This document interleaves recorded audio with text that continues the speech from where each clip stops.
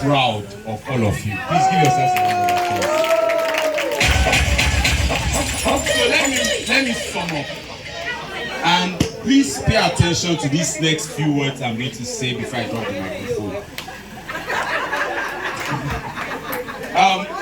If you have a notebook with you or somewhere you can write, I want you to draw 3 boxes. One at the top, one at the middle, and one below. One else, please. I'll see out of your face in case you don't like my face. But with the carry what I have seen here, I hope that I'll see more than that at night. All right, let's go back to class.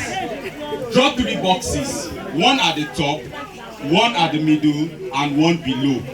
Draw them in a way that you can write inside those boxes. Now, in the first box, I want you to write problem thinking. Problem thinking. Problem thinking. In the next box, write problem feeling.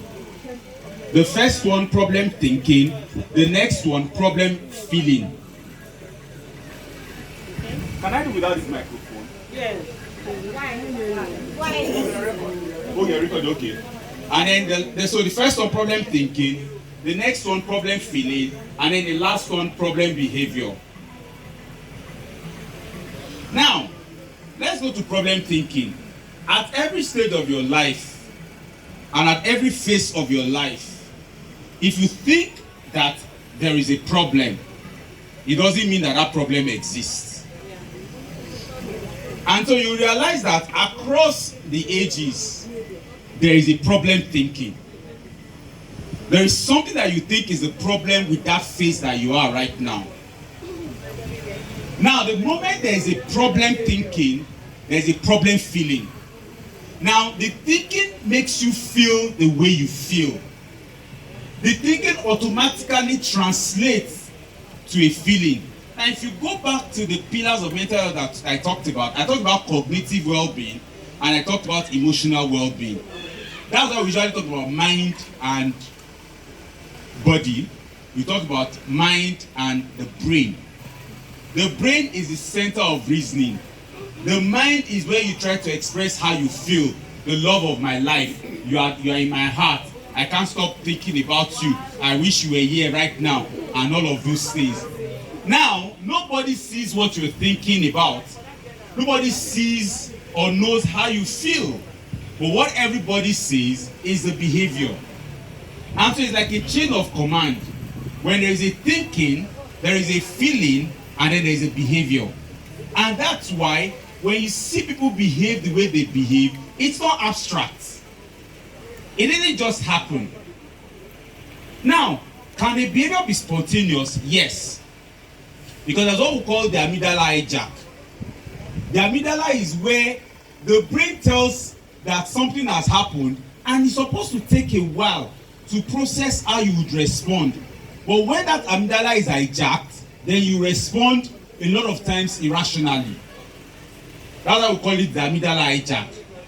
But the real sense of it is that you then need to begin to ask yourself, why am I thinking the way I am thinking? Why do I think that something is wrong with me? Why do I think that my children are stubborn? Why do I think that my spouse doesn't touch me like before again? Why do I think that I'm not as attractive as I used to be anymore? Why do I think that in my career I'm not progressing as I should? Why do I think that I'm not where I'm supposed to be at this point in time? Because if you do not deal with the thinking, then a feeling sets in. Resentment, sadness. You begin to lose interest in the things you used to be interested in. You begin to seclude yourself. And you see, the quickest way to slip into depression is to stay away from people. Because, sorry, please borrow me this chair. You cannot see this chair, and you can see this microphone.